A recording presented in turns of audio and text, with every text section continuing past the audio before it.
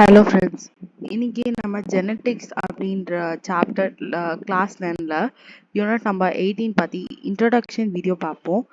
So first வந்துட்டு இன்ட்ரோடக்ஷனில் we need to start with introduction part. Like begets like அப்படின்னா என்ன? is an important and a universal phenomena of life as living beings reproduce offsprings of their own kind. ஒரு உலகம் வந்து இயங்கணும் அப்படின்னா கண்டிப்பா வந்து ஆஃப்ஸ்ப்ரிங்ஸ் அப்படின்றது வந்து வேணும், கரெக்டா? ஸோ ஜென்ரேஷன் ஆஃப்டர் ஜென்ரேஷன் வந்து ஹியூமன் பீங்ஸ் உயிரோட இருக்கணும். ஹியூமன் பீங்ஸ் மட்டும் இல்லை, எல்லா லிவிங் திங்ஸும். சரி, நம்மள நிறைய பேருக்கு வர டவுட்ஸ் என்னென்ன அப்படின்னு கேட்டா, ஒரு colour of the eyes, colour of the skin, shape of the nose and ear lobe etcetera are inheritable trait. அப்பா மாதிரி இருக்கு, அம்மா மாதிரி இருக்கு, நோஸ் இருக்கு, கலர் இருக்கு அப்படிலாம் சொல்றோம் இல்லையா? அது எப்படி அப்படின்னு சொல்லிட்டு நமக்கு நிறைய பேருக்கு கொஸ்டின்ஸ் வரும். ஸோ இந்த இன்ஹெரிட் டயர்ஸ்னா என்னது, அதே மாதிரி characteristics of your father and mother இதெல்லாம் என்னது அப்படின்னு பார்ப்போம். Some of the characters might be have been inherited. நம்மளோட கிராண்ட் பேரண்ட்ஸ் கிட்ட இருந்தும் இன்ஹெரிட் ஆகுது. அது எப்படி? How to inherit characters from generation after generation, எப்படி அந்த கேரக்டர்ஸ் வந்து ஒன்றுக்கு அடுத்து ஒன்று வந்துக்கிட்டே இருக்கு, இதை பற்றி பார்க்கலாம். ஸோ இது எதுக்காக, இது எதனால வருது அப்படின்னு கேட்டால், ஜீன்ஸ் அப்படின்ற ஒரு கேரக்டர்னால தான் வருது. ஜீன்ஸ் அப்படின்றது வந்துட்டு இன்ஹெரிட்டபிள். அது வந்து ஒரு பேரண்ட் கிட்ட இருந்து குழந்தைக்கு, குழந்தைகிட்ட இருந்து அடுத்த குழந்தைக்கு, இந்த மாதிரி போயிட்டே இருக்கும். ஸோ அவங்களோட குழந்தை, ஸோ இப்படி போயிட்டே இருக்கும் இந்த சைக்கிள். ஜீன்ஸ் அப்படின்றது தான் வந்துட்டு நம்மளோட ஃபிசிக்கல் அவுட்லுக்குக்கும் பயாலஜிக்கல் ஃபங்க்ஷன்ஸ்க்கும் காரணம். ஸோ நிறைய கேரக்டர்ஸ் வந்து இன்ஹெரிட்டபிள். இவங்களுக்கு இந்த மாதிரி டிசீஸ் இருந்தால் அது வந்து குழந்தைங்களுக்கும் வரும், டிசபிலிட்டி எல்லாம் வரும்னு சொல்றாங்களே, இதுதான். ஸோ இந்த மாதிரி வந்து நம்ம ஜீன்ஸ் பற்றி டீல் பண்ணுறது, ஜெனடிக் வேரியேஷன், அப்புறம் ஹெரிடிட்டி ஆஃப் லிவிங் ஆர்கானிசம்ஸ், இதெல்லாம் தான் ஜெனட்டிக்ஸ் அப்படின்ற டாப்பிக்கில் சொல்லுவாங்க. Genetic is a study of biology. இது ஒரு பிரான்ச். இதில் வந்து ஜெனடிக் வேரியேஷன்னா என்ன, ஜீன்ஸ்னா என்ன, ஹெரிடிட்டினா என்ன அப்படின்னு சொல்லிட்டு படிப்பாங்க. And heredity is the transmission of character. Heredity அப்படின்ற ஒரு டேர்ம் வந்து 2 மார்க்ஸில் கூட கேட்கலாம். ஹெரிடிட்டி அப்படின்னா ஒரு கேரக்டர் ஒரு கேரக்டர் வந்து ஒரு ஜென்ரேஷன்லேருந்து இன்னொரு ஜென்ரேஷனுக்கு பாஸ் ஆன் ஆகுது இல்லையா, அதை பேர் தான் வந்துட்டு ஹெரிடிட்டி அப்படின்னு சொல்கிறாங்க. வைல் வேரியேஷன் அப்படின்றது ஒரு ஆஃப்ஸ்ப்ரிங்க்கும் இன்னொரு ஆஃப்ஸ்ப்ரிங்க்கும் நடுவில் ஒரே ஸ்பீஷஸாக இருந்தாலும், ஒரே பேரண்ட்ஸ்க்கு பிறந்ததாக இருந்தாலும் நிறைய வந்து வேரியேஷன்ஸ் இருக்கு இல்லையா, அதான் வந்து வேரியேஷன் அப்படின்னு சொல்கிறாங்க. All this can happen. இது எதனால் நடக்குது அப்படின்னா குரோமோசோம் நடக்குது. Chromosome is nothing but broken into again genes is nothing but DNA. அது வந்து பேசிக் யூனிட் வந்து டிஎன்ஏ தான். குரோமோசோம் வந்து எப்படி அப்படின்னா டிஎன்ஏ வந்து கம்போஸ் பண்ணியிருக்கிறது தான். குரோமோசோம் அப்படின்றது நிறைய டிஎன்ஏ சேர்ந்தது அப்படின்ற மாதிரி. டிஎன்ஏ அப்படின்னா என்னன்னு கேட்பீங்க. இதான் ஜெனட்டிக் மெட்டீரியல். இந்த ஜெனட்டிக் மெட்டீரியல்னால தான் நம்ம சொன்ன எல்லா ட்ரையட்ஸுமே நடக்குது. ஸோ ஃபர்ஸ்ட் வந்துட்டு ஜார்ஜர் ஜானன் மெடல். ஸோ இவரை வந்து மெண்டல் அப்படின்னு சொல்லுவாங்க. இவர் தான் வந்து father of genetics. So Mendel is a Austrian monk discovered basic principle of heredity through his experiment. His experiments are the foundations of modern genetics. Modern genetics க்கு இவர் பண்ண experiments தான் காரணம். He was born in 1822ல பிறந்தாரு. So ஒரு family of Silesian and in சயோக்ஸ்டோக்கியா. So after finishing his high school after the age of 18 he entered the Austrian monastery of Brunn as a priest. So புரியுது இல்லையா, அவர் ப்ரீஸ்டாக வந்தார். அதுக்கப்புறம் from there went the University of Vienna for training in physics. ஃபிசிக்ஸில் train ஆயிருக்காரு, மேத்தமெட்டிக்ஸில் train ஆயிருக்காரு, natural சயின்ஸ்லையும் train ஆயிருக்காரு. So Mendel returned to monastery in 1854. 1854ல அவரோட monasteryக்கு வராரு. So he continued work as a priest and high schoolக்கும் டீச் பண்ணுறாரு. In his leisure time, அவரோட ஃப்ரீ டைமில் என்ன பண்ணுறாரு அப்படின்னா, இவருக்கு வந்து ஃபேமஸாக எக்ஸ்பெரிமெண்ட் பண்ணுறாரு. கார்டன் பீ பிளான்ட் அப்படின்ற பீ பிளான்ட்லேருந்து நிறைய எக்ஸ்பெரிமெண்ட்ஸ் பண்ணுறாரு. இந்த எக்ஸ்பெரிமெண்ட்ஸ் எல்லாமே வந்துட்டு இவரோட இடத்துல இருந்தே பண்ணிட்டு ஒரு 7 வருஷம் பண்ணுறாரு. ஸோ இதில் வந்து அவர் நிறைய விஷயங்கள் ரெக்கார்டும் பண்ணுறாரு. He has worked nearly 10,000 pear plants of 34 different varieties. 34 different varieties ஓட play பண்றாரு. So Mendel noted they differ from one another. இது எல்லாமே வந்து ஒண்ணுக்கு ஒன்று டிஃப்ரெண்டா இருக்குன்னு கண்டுபிடிக்கிறாரு. அப்ப mental has chosen 7 pair of contrasting character. இவர் வந்து 7 pair of contrasting character வச்சு அதுல இருந்து படிக்கிறாரு. ஸோ இதுதான் வந்து இதுக்கு சொல்லுவாங்க. அண்ட் ஸோ இங்க பாத்தீங்கன்னா என்ன அந்த 7 கேரக்டர்ஸ்னா, அந்த ஸ்டெம்மோட லென்த் ஒன்று வந்து டாலா இருக்கலாம், ஒன்று வந்து டிராஃப்டா இருக்கலாம். ஃப்ளவரோட பொசிஷன் வந்து ஒன்று வந்து ஆக்சிலரி அப்படின்னு சொன்னீங்கன்னா செடி வளர்ந்துட்டே போயிட்டு இருக்கும், சைடில் வந்து ஃப்ளவர்ஸ் அதுதான் ஆக்சிலரி. டெர்மினல் அப்படின்னா செடிக்கு அந்த லாஸ்ட் இந்த முனையில ஃப்ளவர் வருது இல்லையா, இந்த மாதிரி வந்ததுன்னா இதை வந்துட்டு டெர்மினல் சொல்லுவாங்க. ஃப்ளவரோட கலர் வந்து ப்ளூ கலர்ல இருக்கலாம், இல்லை ஒயிட் கலர்ல இருக்கலாம். பாட்ஸ் வந்து பார்த்தீங்கன்னா இன்ஃப்ளேட்டடா, அதாவது ஒரு புஃப்னு இருக்கலாம். பாடோட ஷேப் இன்னொன்று வந்து பாடுன்றது அந்த இந்த அவரைக்காய் மாதிரி இருக்கு இல்லையா, ஸோ இந்த ஒரு விஷயத்த தான் சொல்றாங்க. கன்ஸ்ட்ரக்டட் அப்படின்னா இன்ஃப்ளேட்டடாக இருக்கலாம். ஸோ இன்ஃப்ளேட்டட்னா புஃப்னு இருக்கிறது. கன்ஸ்ட்ரக்டட் அப்படின்னா சுருங்கி போயிருக்கிறது. அது க்ரீன் கலரில் இருக்கலாம், எல்லோ கலரில் இருக்கலாம். இதோட சீட், இந்த பாட் இருக்கு இல்லையா, இதுக்குள்ளே தான் வந்து அந்த சீட்ஸ் இருக்கும். அந்த சீட்ஸ் வந்து ரவுண்ட் கலரில் இருக்கலாம், இல்லை ப்ரிங்கிள்டாக இருக்கலாம். இல்லைன்னா சீடோட கலர் வந்து பார்த்தீங்கன்னா எல்லோவாக இருக்கலாம், க்ரீனாக இருக்கலாம். இதெல்லாமே நிறையா. ஸோ இது வந்து இன்னொரு இம்பார்ட்டண்டான கொஸ்டினும் கூட. What are the reason for Mendel success? எதுக்காக மெண்டல் சக்ஸஸ் ஆனாரு? இந்த மாதிரி நிறைய எக்ஸ்பெரிமெண்ட் எல்லாருமே பண்ணிருக்கலாம் இல்லையா, ஆனால் இதை வந்து எதுக்கு நம்ம பெருசாக பேசுகிறோம் அப்படின்னா, நிறைய விஷயங்கள் இருக்கு. முக்கியமாக அந்த 5 விஷயங்கள் என்னென்ன அப்படின்னு கேட்டால், இதில் வந்து நிறைய அட்வான்டேஜஸும் இருக்கு. என்னென்ன அப்படின்னா, இது எல்லாமே நேச்சுரலி செல்ஃப் பாலினேட்டிங் அண்ட் டூ நெசரி. அவருக்கு வந்து எப்படி இந்த கேரக்டர்ஸ் எல்லாம் கிடைச்சதுன்னா செல்ஃப் பாலினேட்டிங்காக இருக்கிறதுனால. ஏன்னா வந்து பியோர் ப்ரீடிங் வந்து அவருக்கு பியோர் ப்ரீடிங் இண்டிவிஜுவல்ஸ் கிடைச்சதுனால தான் அவர் வந்து சக்ஸஸ் ஆனாருன்னு சொல்றாங்க. இது வந்து ஒரு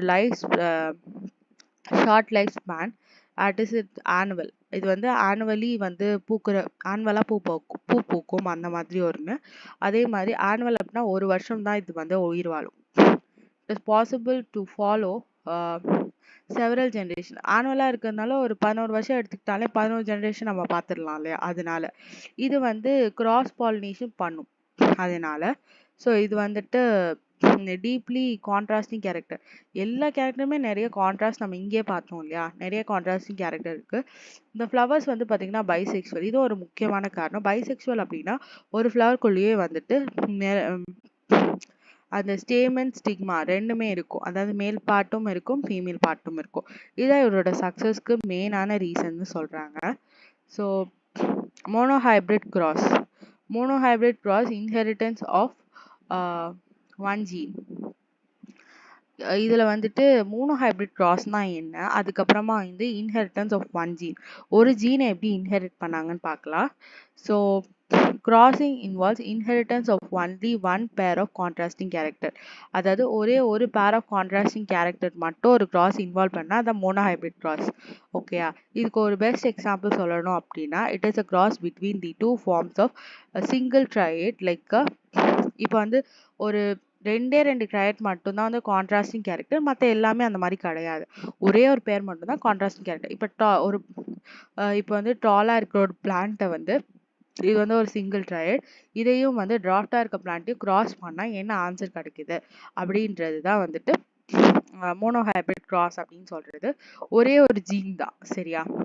ஸோ இதில் வந்து மெண்டல் எக்ஸ்பிளனேஷன் ஃபார் மோனோஹைப்ரிட் கிராஸ்க்கு மெண்டல்ஸ் கொடுத்த explanation, parental generation, pure breeding tall plant and dwarf plants ரெண்டுத்தையும் எடுத்துக்கிட்டாராம். அதுக்கப்புறமா வந்துட்டு F1 ஜென்ரேஷன் வந்துட்டு plants raised from the seeds of the pure breeding cross in the F1 generation. They were tall and monohybrid. ஒரு generation வந்து எப்படி இருந்துச்சா, tall and monohybrid, அதாவது பியூர் ஜென்ரேஷனாக இருந்துச்சா. நெக்ஸ்ட் வந்து selfing of F1 monohybrid result in tall and dwarf plants respectively. அவர் என்ன பண்ணாரு, so okay, breeding parentals from the F1 generation were monohybrids and எல்லாமே டாலா இருந்துச்சா. அவர் எடுத்துக்கிட்டதுல பேரண்டல் ஜென்ரேஷன் அவர் 2 பிளான்ஸ் எடுத்துக்கிட்டாரு கரெக்டா, டால் அண்ட் டிராஃப்ட், இது ரெண்டுத்தையும் கிராஸ் பண்ணாலும் அவர் எல்லாத்துக்குமே வந்து மோனோஹைப்ரிட்ஸ் எல்லாமே மோனோஹைப்ரிட்ஸ் புரியுதா? ஸோ அந்த டால் அண்ட் ராஃப் கேரக்டர் இருக்கிறது எல்லாமே அது மாதிரி இன்னொன்று வந்து என்ன அப்படின்னு கேட்டால் அவர் வந்து கிராஸ் பண்ணும்போது டால் அண்ட் ராஃப் ரெண்டுமே வந்துருக்கணும். அவளுக்கு வந்து வெறும்னே டால் மட்டும் தான் கிடச்சிது. ஆனால் எல்லாமே மோனோஹைப்ரிட்ஸ் தான், எதுவுமே பியூர் ஜென்ரேஷன் கிடையாது. செகண்ட் வந்துட்டு இந்த F1 பிளான்ஸே ஜென்ரேஷன் பண்ணும்போது நமக்கு டால் அண்ட் ராஃப் கிடச்சிது. இது வந்து 3:1 ரேஷியோவில் கிடச்சிது. So the actual number of tall and dwarf plants was tall plants அதிகமாகவும் ராஃப் பிளான்ஸ் கம்மியாகும். The external expression for the known traits is known as phenotype. So இதை வந்து phenotype அப்படின்னு சொல்கிறாங்க. எக்ஸ்டர்னல் எக்ஸ்பிரஷன் ஒரு பர்டிகுலர் ட்ரைட்டோட எக்ஸ்டர்னலாக அது வெளிப்படுத்துறத பேர் phenotype அப்படின்னு சொல்கிறாங்க. அப்போ phenotype ரேஷியோ வந்து பார்த்தீங்கன்னா 3:1. So the F2 generation has three types were obtained. Tall homogeneous, TT pure இருந்துச்சு, TT heterogeneous, T2, and இது வந்து பார்த்தீங்கன்னா டிராஃப்டாக இருந்துச்சு. டால் ஹோமோஜினஸ் அப்படின்னா ரெண்டுமே டால் ட்ரைட்டாக இருக்கும், அப்போ 1. டால் ஹெட்ரோஜினஸ் அப்படின்னா எல்லாம் ஒன்று டி ஒன்று ஸ்மாலாக இருக்கும், அப்போ 2. அப்புறமா வந்துட்டு F2 ஜென்ரேஷனில் இந்த மாதிரி 3 பிளான்ஸ் கிடைச்சிதான். ஸோ இப்போ வந்து இது வந்து 1:2:1 இருக்கு இல்லையா?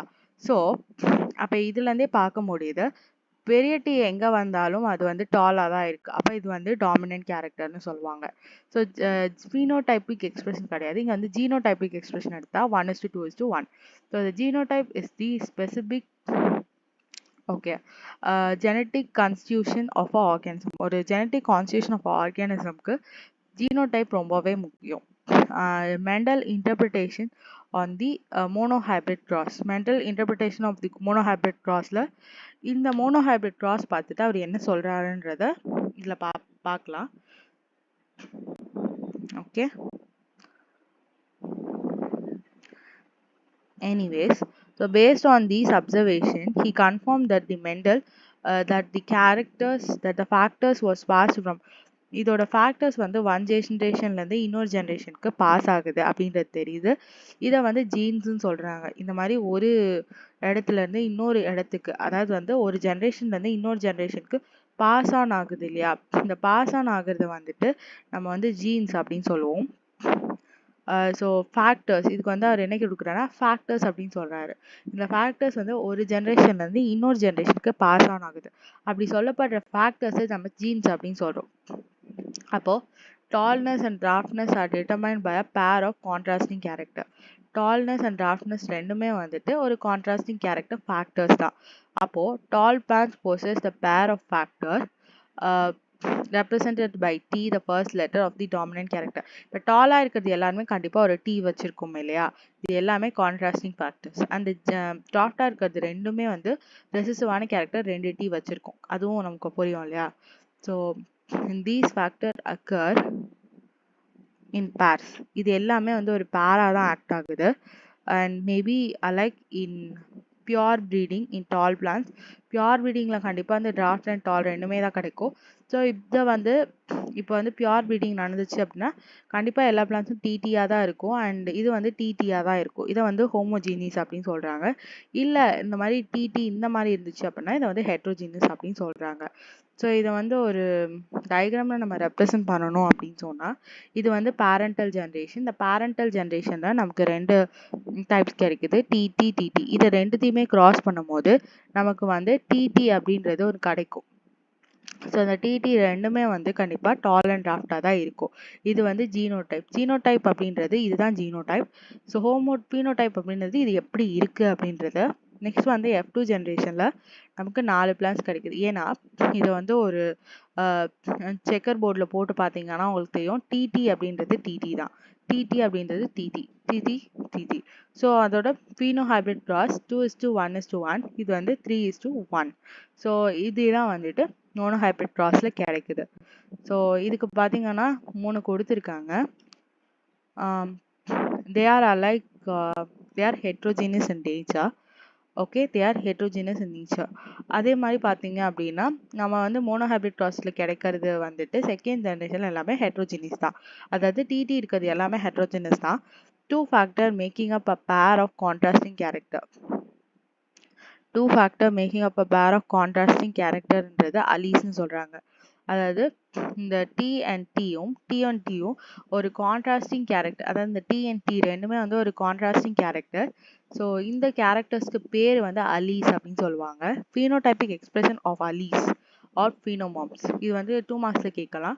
ஓகே, இந்த இந்த ரெண்டு அலீஸ், அதாவது டி அண்ட் டியோட ஃபீனோடாபிக் எக்ஸ்பிரஷன் ரெண்டும் சேர்ந்துச்சு அப்படின்னா ஒரு எக்ஸ்பிரஷன் கொடுக்கும் இல்லையா, எக்ஸ்டர்னலாக அது ட்ராஃப்டாக இருக்கா டாலாக இருக்கா அப்படின்னு சொல்லிட்டு, அதை பேர் அலோமார்ப்ஸ் அப்படின்னு சொல்கிறாங்க. One member of each pair is contributed by, அதாவது ஒரு இந்த டீன்றது ஒரு மேலே இருக்க இந்த பேரண்ட் கான்ட்ரிபியூட் பண்ணது, அதே மாதிரி இந்த டீன்றது மேலே இருக்க இந்த பேரண்ட் கான்ட்ரிபியூட் பண்ணது. இதுக்கு வந்து இது ஒன் டி கொடுக்குது.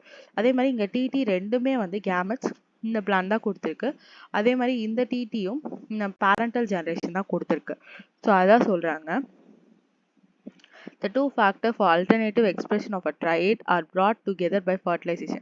இது வந்து இந்த ரெண்டு எக்ஸ்பிரஷன் எப்படி சேருது அப்படின்னா ஃபர்டிலைசேஷன்ற ப்ராசஸ் மூலமா இந்த ரெண்டு எக்ஸ்பிரஷனும் alternative expression, the factors for the alternative expression of triads are brought by fertilization. இந்த ரெண்டு டிடி சொன்னேன் இல்லையா, அந்த டிடி ரெண்டுமே சேர்றது வந்து ஃபர்டிலைசேஷன்ற ப்ராசஸ் மூலமா இந்த டிடியா மாறுது. இதுதான் வந்து ஆஃப் ஸ்ப்ரிங்காகவும் கொடுக்குது. சரியா?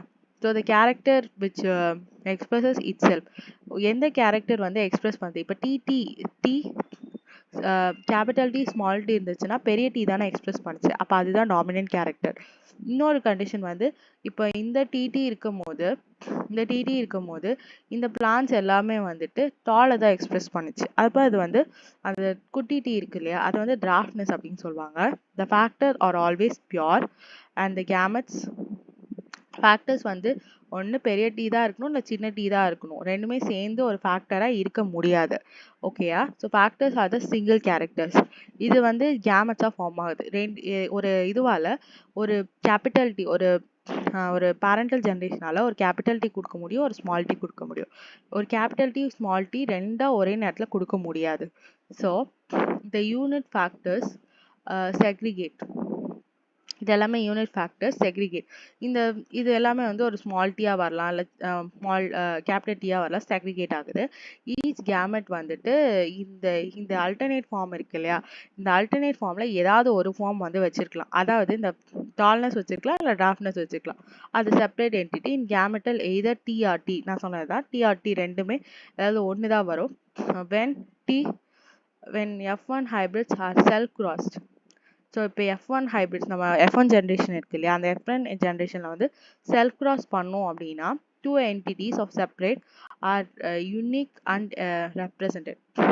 இப்போது நம்ம F1 ஜென்ரேஷனில் என்னென்ன பிளான்ஸோட ட்ரைட்ஸ் வந்து ஸ்மால் டி கேபிட்டல் டி இதுதான் F1 ஜென்ரேஷன். இந்த F1 ஜென்ரேஷனில் ஸ்மால் டி கேபிட்டல் டி ரெண்டுமே இருக்குது. அப்போ இதை வந்து மறுபடியும் செல்ஃப் கிராஸ் பண்ணுவோம், இது ரெண்டுமே ஒரே ஜென்ரேஷன், இது செல்ஃப் கிராஸ் பண்ணோம் அப்படின்னா நமக்கு வந்து டால் பிளான்ஸும் கிடைக்குது, டிராஃப்ட் பிளான்ஸும் கிடைக்குது. ஓகே, இண்டிபெண்ட்டாகவே கிடைக்குது. ஸோ இதுதான் வந்துட்டு இங்கே சொல்கிறாங்க. அண்ட் டாபிக் நம்பர் 2 டைஹைப்ரிட் கிராஸ்னால் என்னன்னு பார்ப்போம். ஸோ அடுத்த டைம். That's it. தேங்க்யூ.